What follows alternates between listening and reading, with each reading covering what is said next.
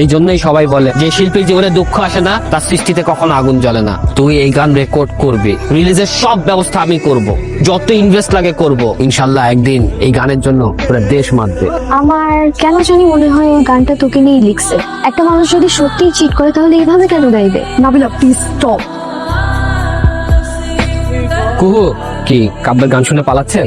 ওকে চেনা চেনা লাগছে তাই তো? অনেকদিন আগের গল্প, ফরিদপুর, তেঁতুলতলা, মনে পড়ে? আমি খালেদ ভাই।